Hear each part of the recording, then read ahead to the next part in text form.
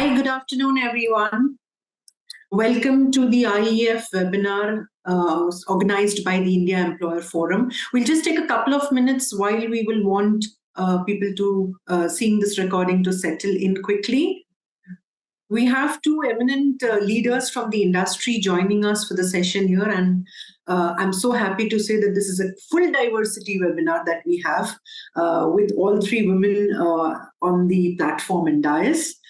And I am happy to welcome Batheja and Priyanka Kulkarni joining me in for this session, where we are going to speak about nothing new, nothing different, but the buzz of the town and the topic across employees, employers, and the entire young gig workforce of India, AI.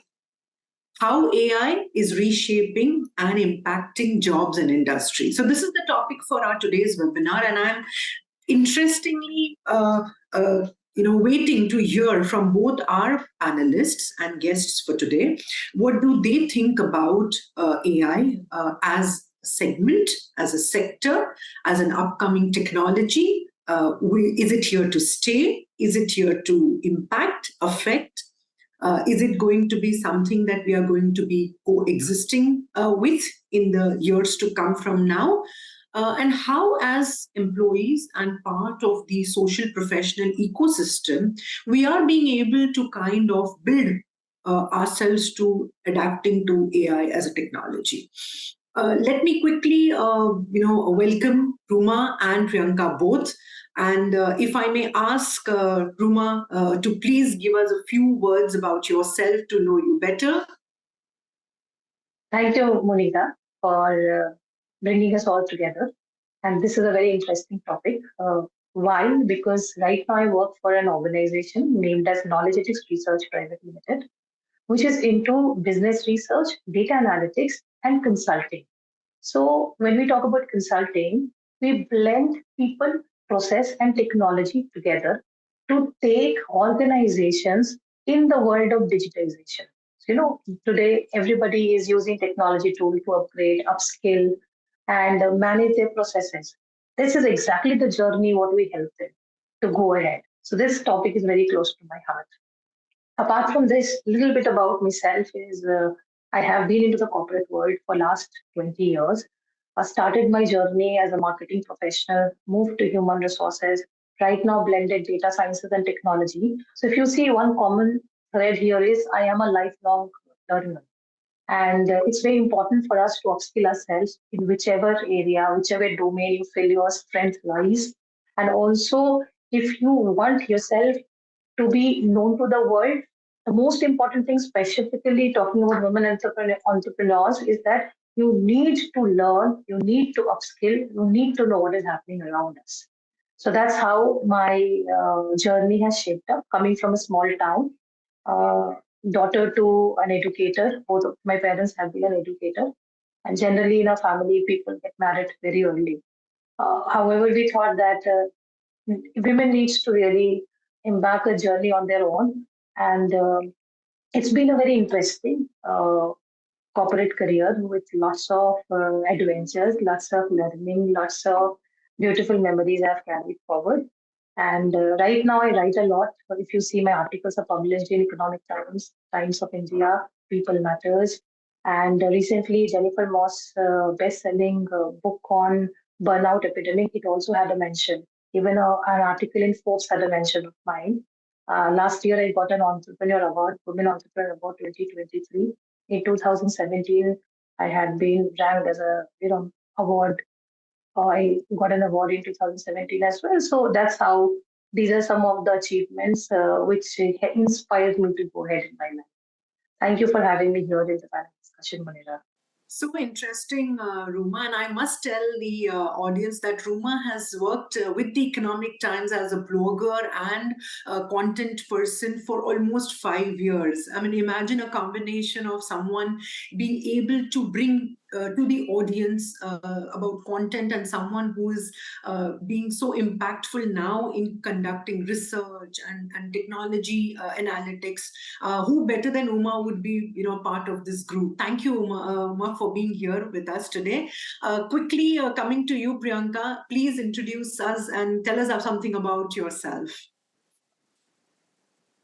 Sure. So, firstly, Ruma, I think we share one thing in common. We both come from an educator background. My parents have also been into the educator space. So, so I am born and raised in Mumbai, a hardcore Mumbaikar at heart, but calling Bangalore my home for the last decade now.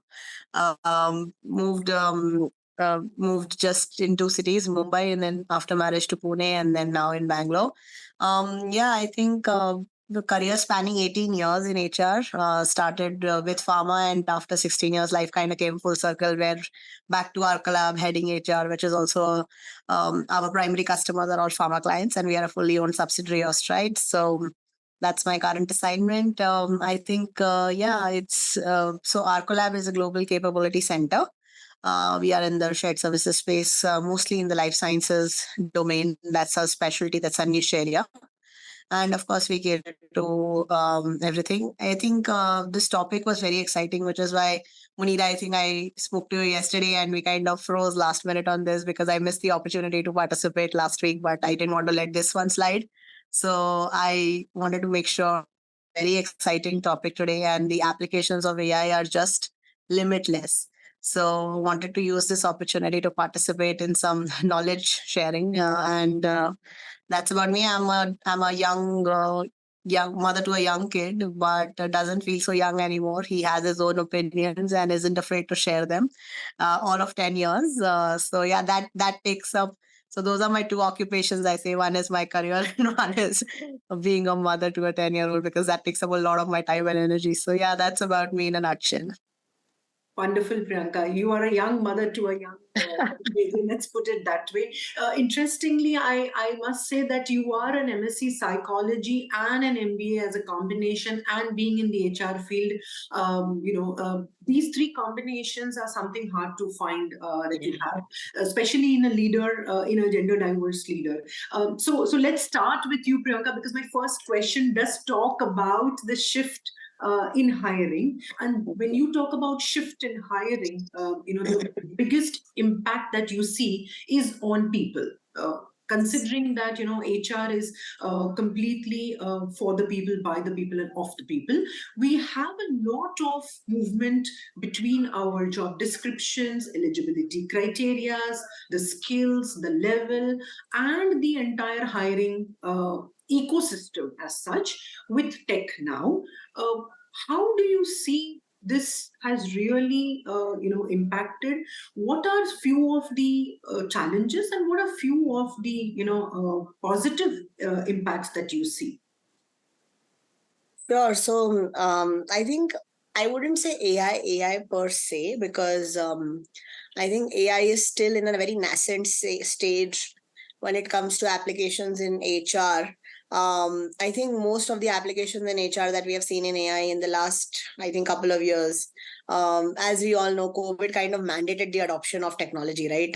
Until then, people were still selective about choosing and implementing what they want to implement from the HR bucket and use technology to facilitate that. COVID kind of left them with no choice, so they had to.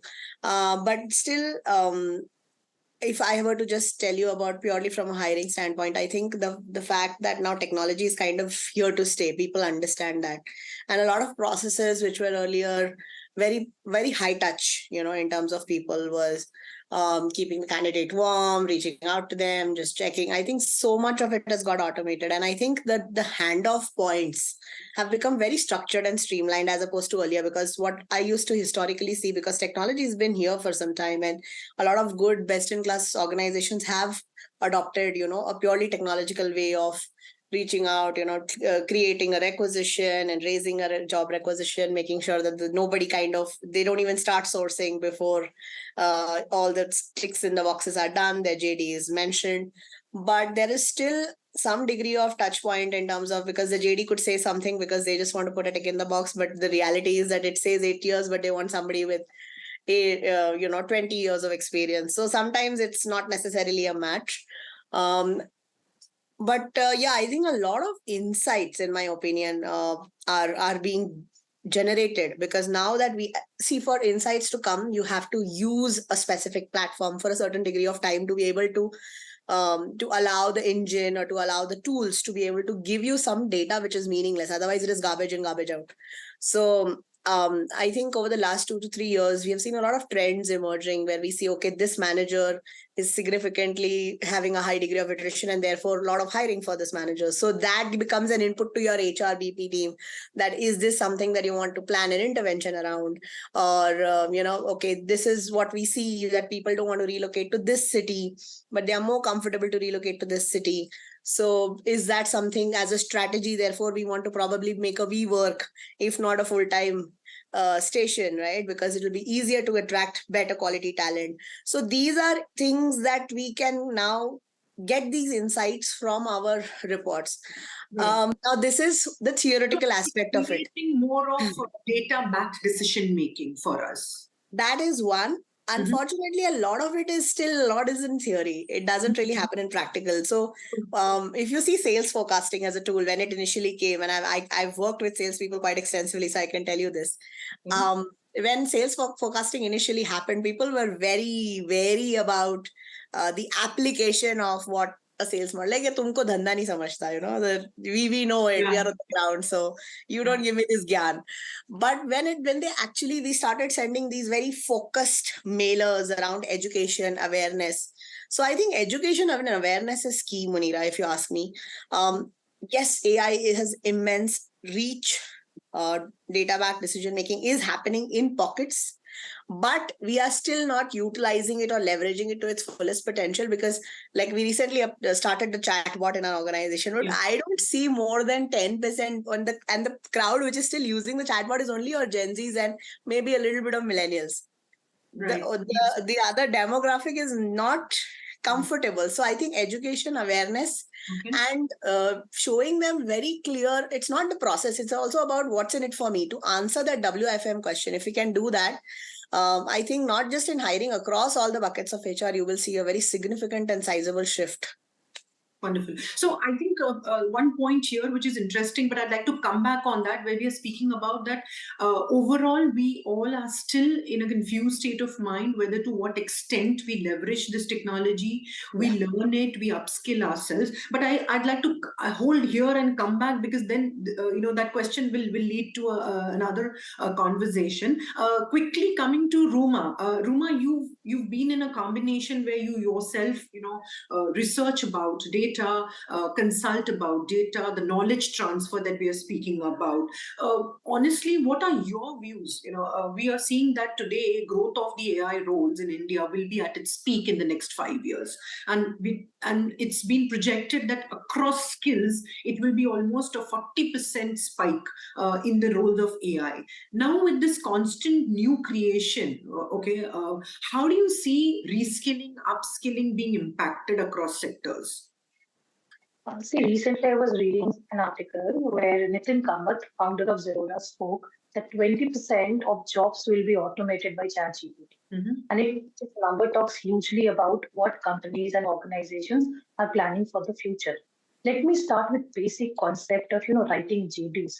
Writing JDs initially was extremely humane, right? The way we used to write. Right now you have AI tools like Textio, you have ChatGPT, you have Bard, you have so many tools which is making the life of HR easy. However, at the same time, because the life has become easier, the upskilling portion has gone up. So 41% of organizations have entered into the upskilling zone. Reason why I'm telling you, Munira, is that the roles are changing. Futuristic role will not be only restricted to data scientists or data sciences experts. You will have roles like prompt engineers.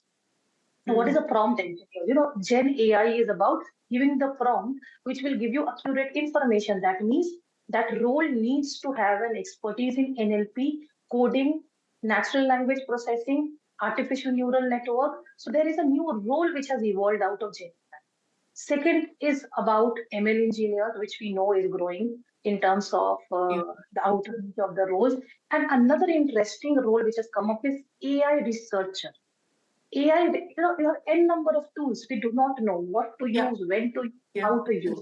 AI researcher will identify possible usage of AI in an organization and will build AI models and algorithms from scratch.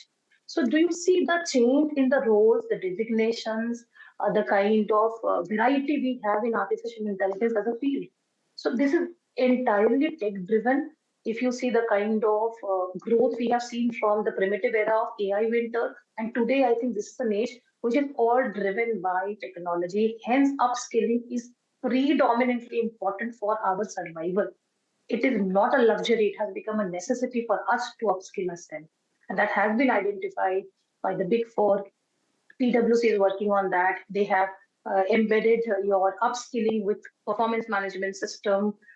Everything, the way we think is about digital mindset. So there are training programs, there are leadership development programs which I'm conducting on how to build digital mindset, because that's very, very important for us to have. Then only we can implement them in the right manner. And as rightly told by Priyanka, change is difficult. And that's one of the reasons you just cannot drive technology alone. You need to revamp process, re-engineer process, and take people along. So these three concepts, PPT, which I always speak during my seminars, conferences, is people, process, technology. These are three pillars on which our organization is based, and you need to actually make appropriate interventions together so that you reach what you have strive for or what you desire for the organizational success. So again, one simple line, yes, a lot of changes are envisaged for the future and we need to keep ourselves prepared for that. Interesting. I mean, Ruma, you've touched upon a point where I think today, beyond AI or rather beyond the skills that we are already speaking about, there's so much more to know. Before I come to you to speak about that as a job seeker or as an applicant and an employee in this workforce today in India, how do I get to know all these things? I'd also like to interestingly know from you and from Priyanka both, how are, you said 41% of the organizations are actually, adapting to upskilling, training, and what is the pressure today on the organizations to kind of upskill the existing talent? So one, they have a constant influx of the new talent coming to the workforce, which needs training, definitely. But at the same point in time, they also have an enough amount of existing talent in the workforce, which needs to get upskilled. So one, when you upskill, you train, you have two types of fitment. One, obviously the organization and the productivity fitment.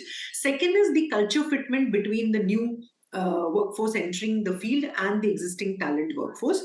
And there are a lot of chances that between these two pockets, we have things falling in between.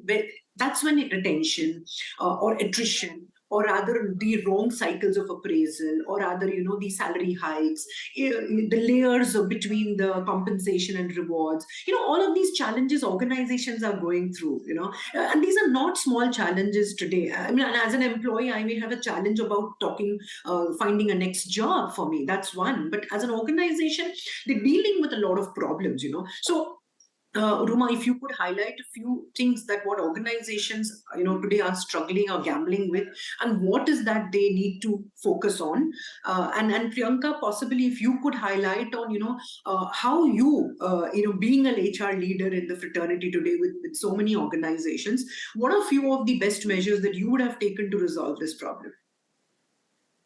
Okay, Ruma. Okay. So recently, we did a nice project for one of our international clients on automotive sector industry research. So, we predict how the sectors develop, grow, what are things happening there. And it was interesting to note that in automotive sector, the entire workforce roles will, disappear, some of them, and technology will blend into it, and probably after 5 years, you will see 50% of technology driven workforce in an automotive segment. See how things are changing. Yeah. So roles will change, the skilling will change, adjustment. So if you see automotive, what comes to you in your mind is very different. And if you rethink about it for 5 years down the line, the kind of composition of workforce will be very different. So imagine the kind of challenge the leadership is facing in terms of culture shift, in terms of managing new age generation, in terms of blending the technology whole setup into the existing setup of traditional boundaries in which we operate in automotive sector. So that's a future we are seeing, and that's where I say organizational leaders are in. There is no dearth of job for them to actually solve these problems. Right. And that's one simple example which immediately came to my mind where I could have highlighted it in a very nice manner and very simplistic manner. Sure, absolutely. Priyanka, what do you think, how organizations are dealing with these situations? And today, as a leader within the HR fraternity, what are some of the best practices, measures to kind of blend this?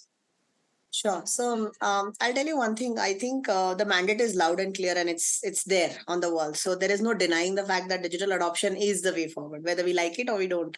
I mean, like she said, Ruma said, right? Change is inevitable. We have to embrace and adapt this change. Otherwise, it's going to be tough with each passing day. So that's definitely there. It's an undeniable fact. It's a fact, and we have to accept it and deal with it. Having said that, yes, it's going to be difficult. So the organizations, in my opinion, need to have a 3Ds. They have to answer the 3Ds. Mhm. One is they have to make a decision. What is the percentage of technological evolution they want to be at? Mhm. And therefore, to be at, say, as an organization, I decide I want to go 70% digital. Right. So, what are those key processes which will comprise of this universe of 70%? And to what extent do I want to mandate this? Embed it in the KPIs of my leaders because it will flow from the top. I cannot tell my level 1 employee that, oh, you have to fill your PMS on the tool, and my leaders are still doing it on an Excel sheet or sending it via mail, because it isn't going to fly. You have to lead by example, and therefore HR has to get that authority to be able to not only set the mandate for the organization as an agenda, but embed it into the goals and the KPI. So that is one decision. Second is, how much are we? Second important thing is we use very generic templates and we want to just bombard thing. We don't want to customize it, or and sometimes also due to lack of data to be able to drive those decisions, right? So decision making is one aspect. Now, what is the delegation you want to achieve in terms of who does what digitally, who Right. does what manually, where is it, and where it is a combination of the two. How much access do you want to give at each level? Because when you are adopting technology, you also have to learn to give access. You cannot say, oh, I will not give access, Absolutely. because Yeah. tools will mandate it. So that level of very clear, detailed understanding and brainstorming, or through workshops or very focused group discussions, that okay, now this is what we want, this is the objective. Now how do we sit down and break it down into workable modules or task breakdown structures and actually sit and achieve this? And finally, the most important thing is the determination. So determination comprises of everything: leaders walking the talk, they being role models, they participating in workshops that help them upscale, because sometimes uh, you also, as a leader, sometimes I take help from my 10-year-old.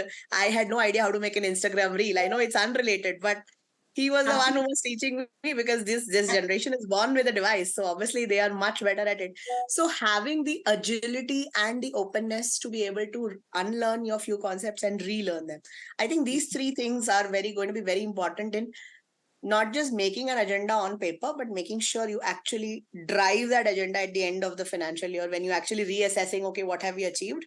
Then if you are very clear on these three pillars of any digital strategy, you will be there.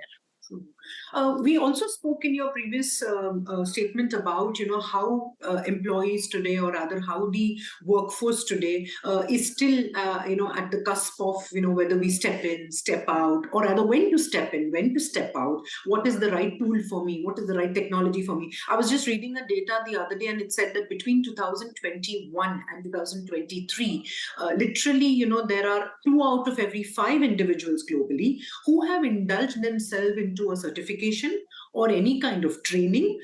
But the irony of the situation is that 50% of those 2 out of 5 do not know whether these certifications are going to help them upskill, they're going to get them a better job, they're going to get them a salary appraised hike.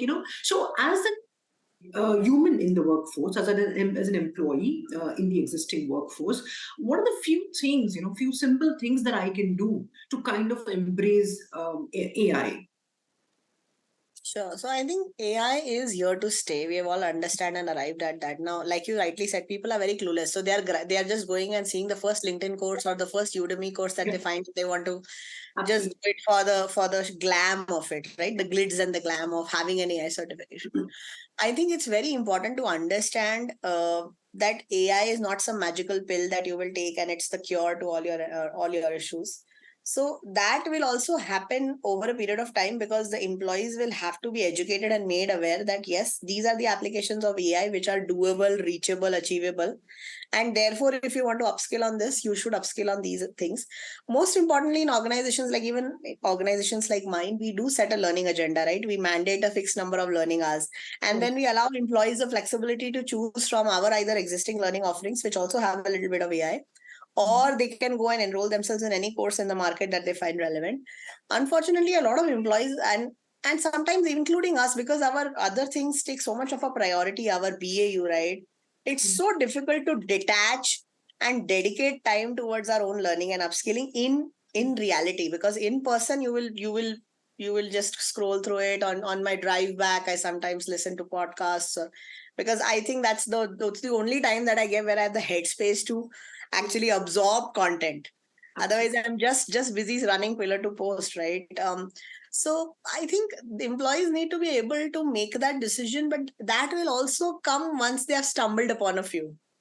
So it's not going to be something that I would know. Like, for example, if something is unknown variable, I will only understand what aspect of the unknown variable I'm more interested to to kind of decrypt. Once I know the cue, because right now everybody is having that elephant's view. Somebody's looking at the tail, somebody's looking at the trunk, somebody's looking at the back, and they have their own very scattered perspectives of AI. Yeah. Only when they find the tail and say, okay, this is not for me, or somebody goes to the trunk and say, hey, this looks more my stuff, and then they deep dive into that. So I think till the time we decrypt the elephant as a whole, right now we are still figuring out the pieces. We have a long way to go on that. That leads me to a question to Ruma. Ruma, while the younger generation entering the workforce, so we have about 2.5 million gig workforce today already. This needs to be taken to about 7 million. We already have the fresher intake that is entering the workforce every day. Organizations are still, do you think they're finding it still difficult to create an ecosystem because the young talent is demanding? One. Second, they are tech driven. We all know that our teenage kids back home like to do a job which is more tech driven, it is more automated. They are less likely to become very soon leaders. So if I ask my daughter who's 21, she'll tell me that, are you crazy? I don't want to lead people. I mean, who'll take that burden right now? I want to kind of work on my skill sets. So they are more of that, choice makers to kind of specialize, which is a good thing because India needs specialization on roles. That's something that everybody here, we all wanted to become leaders very fast.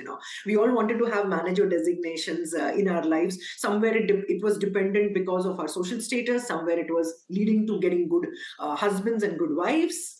It did, So culturally also it was impacting us a few years back. But today the shift is very huge. So how organizations are coping up, because I still feel that they are not ready for this new age culture to come into the workforce. So what are your views on this, Ruma? So, Ruma, if you don't mind, I have a very interesting take on this. So I am just going to steal your limelight for a few seconds to answer this. Please go ahead. I personally feel that, see, it's also because the pressures our generation had were very different from the pressures that today's generation has. Your daughter doesn't have to worry about bringing the next meal in. Absolutely. Your daughter doesn't have to worry about having a roof over her head. Your daughter already has a car, I'm sure, which she takes as and when she needs, or she has an Uber at her disposal. Agreed. For us, we have elevated, most of us, I'm not saying all of us. Of course, some of us were born with a silver spoon. Most of us weren't.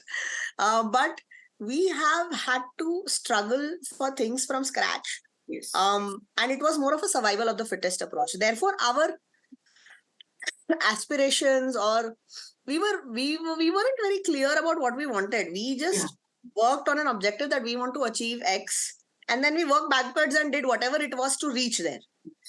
So this generation, and I know this because what I also wanted in my 20s is very different from what I now want in my 40s, for example. Yeah. Because I have my elementary needs taken care of. I have a roof over my head. I have my basic, like I know the house engine is going to run if I am unemployed also for a few months, God forbid. So my needs therefore are very different. So which is why when you equate a Gen Z wanting to upskill or invest in themselves, I think we did the same thing. We just didn't know what we were doing at the time because we were working towards an objective and we weren't as aware because our exposure, our ecosystem did not give us the awareness. Today, they have the industry data at their fingertips. They have white papers at their fingertips. They have professional forums like LinkedIn, where they can just reach out to anybody and do a cold calling and just gather information. You have webinars like what you have organized yourself, right? Which is a great source of information. Where would we ever have access to a leader except a newspaper cutting? I remember I had a newspaper book that we kept. So I think it's not fair to equate the needs of these two generations because I think ecosystems change and evolve, and therefore needs evolve, people evolve. Therefore AI, right? Therefore, for us, it was an unthinkable thing.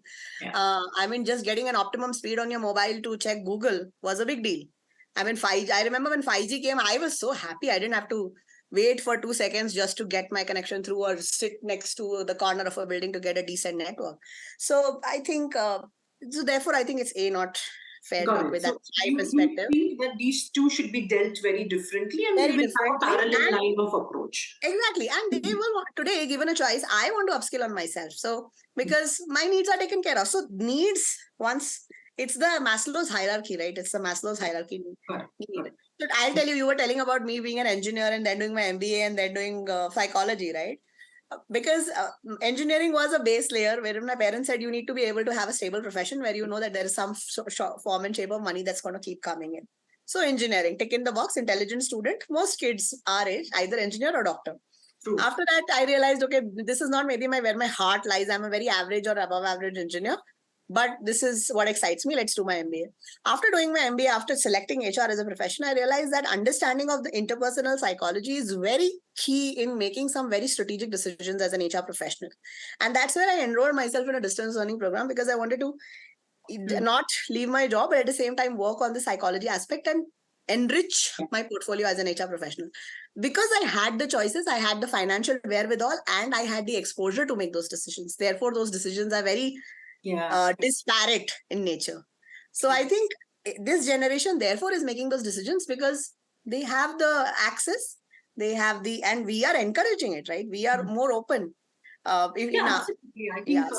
that also facilitates these kind of decision making. Sorry, Ruma, I hijacked, but this is an answer and question that's very close to my heart because it's so easy to just compare and say, right? But it's very difficult to look at a problem not just in its isolated worldview, but in a holistic fashion, because that is what makes the problem unique, and that individualistic criteria about the problem kind of kicks in my opinion.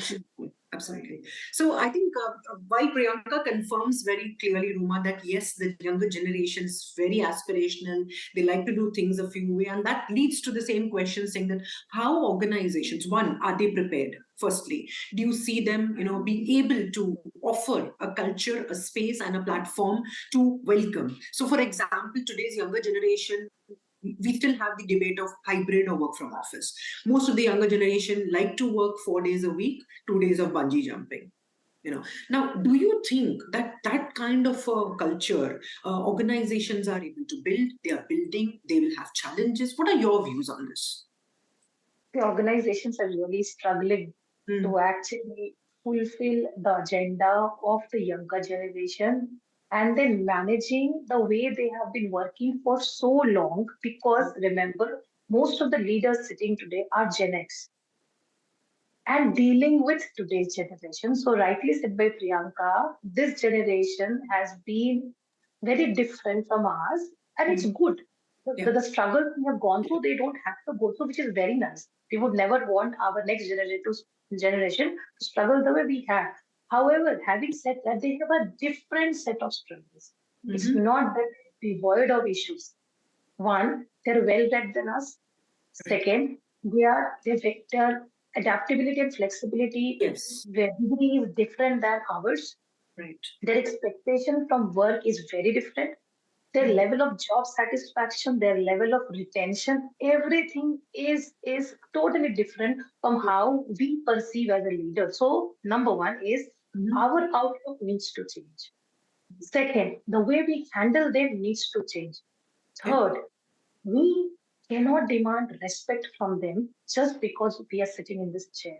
Yeah. You have to earn that. That's a very valid point you made. Not only about the chair, Ruma, but I think even in the personal space, we can't demand respect just because we are in a senior authoritative position, within the household also. Let's say, for example, I think equality household is respect. I've given up on household issues. The day my daughter became a teenager, I gave up on that. It's fine. And they ask very logical, coherent questions. Believe me, sometimes we don't have an answer to that. So the first thing we need to change. It's high time leaders, because we are mature, we have seen the world. It's for us to accept that we also can have our own, follies, which we need to mend again. Right? So that's one thing is when you handle these people and just you say, this is what the policy is, this is what you have to do, they are sorry, they will not listen to us. So our interventions, our strategies, everything needs to be dealt with utmost care while we do for the current generation. And I'll give a simple example also. I have someone who has 9 years of experience. I'm talking about the past, not from the current organization. And we wanted to create some interventions for the leaders. However, we hired one junior profile girl having 2 years of experience. You will not believe the kind of qualitative answer, the qualitative way of handling that particular situation and problem, which was given by 2 year experience versus and the 9 years, there was a lot of difference. So that's why they demand respect. There is nothing known as experience. If you remember, IBM have coined a new term which is called new collar workforce. You have blue collar, white collar. There is new collar. New collar does not talk about traditional way of getting certifications and degrees. They talk about skill. It is all based on relevant skill. And this is an age we have to understand that in order to manage new collar employees, you also need to know your job much better than them. So that's why, again, coming back to my point, we have to become lifelong learners. As Indra always says, and specifically, women like us who has our own set of battles to fight and move ahead in life, you have to deal with it with full precision.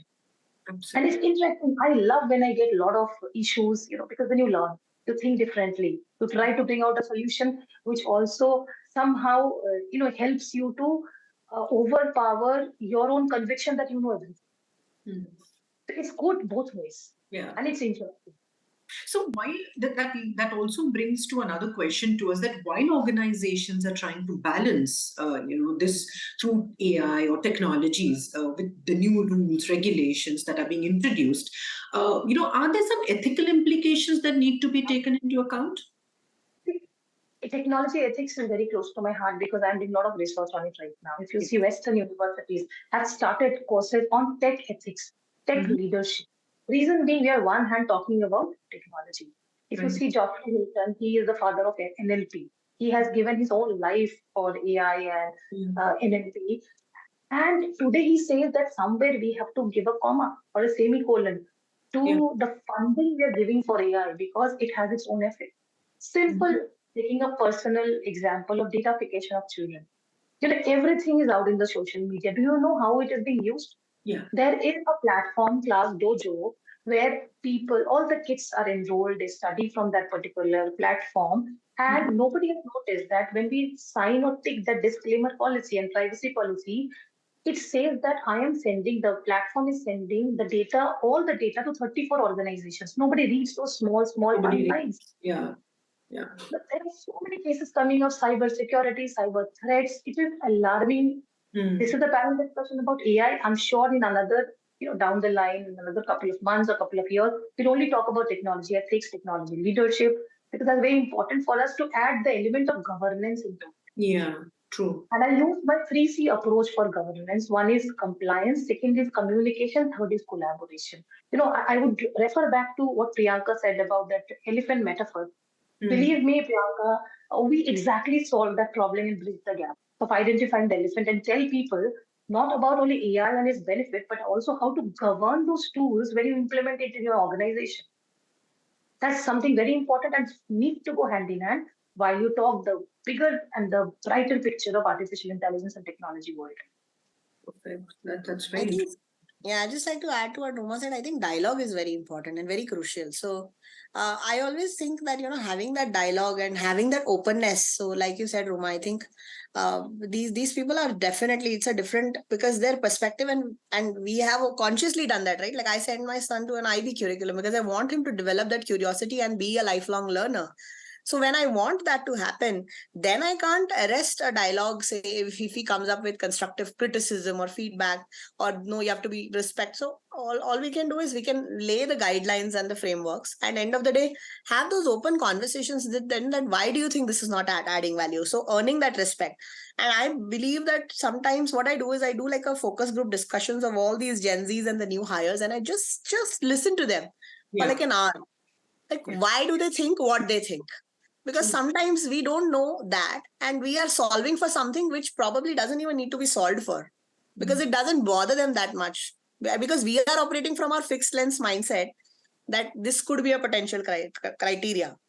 They don't care. They are okay, these are my drivers, and they're very clear because they have that clarity early on, because we've taught them to have that clarity early on, that don't follow the herd, arrive at your own individual motivators and drivers, and they're very aware about their individual motivators and drivers, like, and they're not afraid to articulate it. So I think if we can and HR is already solving for it, like there is a customized benefits approach that a lot of HR organizations are bringing up, right? Like curated medical insurance, where Munira can select a medical plan because she has 2 senior citizens and 2 children in the mix, or somebody is a single parent, and therefore I don't want my spouse to be covered, or I just have 2 people, so therefore can I get a richer plan for those 2 people? So I think we are evolving. We have of course, it's going to come with a cost because it is new, and anything new comes with a premium. But I think we will evolve at a stage where we will be able to offer those differentiated and segmented and curated benefits. And I think that is going to entice this generation, if you ask me, because they don't want to solve for a mass problem. They want to solve for their issue. That's right. That's very important, actually. So what are their goals in life is very simple, that I will resolve and take care of my aspirations, my problems, and I also ensure that I don't pass them on to somebody else. So they're very, in fact, what I also feel is that, and I'm sure you both will agree that the younger workforce or generation has in fact seen a little bad, further bad time than what we saw. I mean, they saw COVID. We've never seen something like that. There are a lot of changes that came during that period. So their difficulty and challenges will be higher. I mean, today we are already. I mean, one way we are the most 65% of our population in another 2 years will become in the age group of working, which means that we are in the best advantage of in a demographic dividend standpoint. Thanks to our ancestors for not controlling the population, but another 10-20 years down the line, we really don't know, whether this is going to turn into a boon, or it will be, whether we'll be able to solve. See, we don't have jobs problem. We have demand problem. We have wages as a problem today. We have formal employment as a problem. We just have 40% of the population in the formal employment. In a country where we have with the highest population today, and we have thousands and thousands of universities, one of the largest in the country, across the globe today, universities, colleges, affiliated institutions. But in spite of that, what is the percentage of population that is being employed? So skill is another problem that I think we have a lot of other challenges to deal with, rather than just we talking about whether we have jobs or we don't have jobs. Quickly coming back to our question on AI, since we don't want to deviate from the topic, and we have a lot more to speak. Ruma, while we are speaking about AI and its adoption in organizations, do you see certain challenges in terms of biasness? And when we speak about biasness, then does gender diversity or inclusivity of workforce become the end impact with AI? AI, in fact, is helping to close the gap, bridge the gap. Reason being, we all know about DNI. DNI has been amply discussed in the last 5-7 years in all boardrooms, percolated down the level from top to bottom. DNI interventions, now we call it DEIB, Correct. diversity, equity, inclusion, belongingness. So all MNCs are working hard on that and just taking inspiration from the MNCs, the Indian conglomerates have entered into DNI space. That's right. What I feel is with the help of AI, there is a simple bot name is Ali, ALLIE, Ali. What Ali does is it infuses the concept of diversity with the help of small MOOC courses in the organization through chat, asking questions, trying to measure stereotypes, prejudices, cognitive biases. So there are beautiful AI tools which has come into existence to help enable the whole concept of promoting DNI in organizations. So, always remember tech is not something where we just feel it is going to solve it. It is an enabler to solve a problem, and how we use it is very important. Right. It's not just make it a digitized workforce, have an ERP, get the HCM, Salesforce layout, or whatever. It's not that. It's about the right set of processes, mapping that process with the right set of technology and the adaptability of the user, the end user, the people, managing them for that change management. It is a holistic way of applying artificial intelligence into an organizational context and perspective. That's more important than technology and AI. And that's where we try to help people to understand the real meaning and solve the mystery of elephant. Priyanka, I love that metaphor. So coming back to you again. So Munira, I think tech is an enabler. We forget that and we think tech is going to be one magical pill that we'll swallow and everything will disappear. I think it's just an enabler. So we have to be very clear about what we want to derive from this enablement. Exactly. I agree with you completely, Ruma. In fact, technology tool, yes.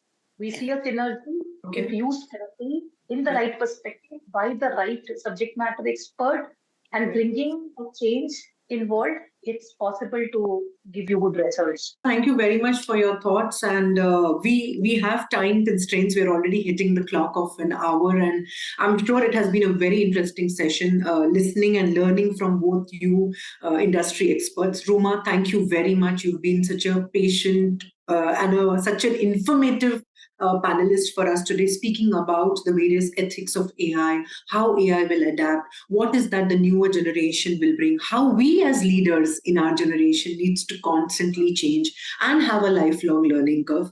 Very great insights, Ruma. I'm simply impressed and would like to have a conversation with you whenever next possible. Thank you, Priyanka, for being the fire in a woman that I would like to see. And today, I think this session, if it goes out on the Women Day, then it will be a great interesting vibe for every woman to have a look and at least bring back. Even if that 1% of motivation can come back to do a small job that you are stuck at, I think we have done our jobs. Yeah. So thank you very much, guests, both of you. Have a good day. Thank you to all the audiences. Please do give us our feedback. Tag us on LinkedIn and let us know what more you'd like to hear from the IEF platform. Signing off here, waiting for another event. We keep you posted. Thank you very much, everyone.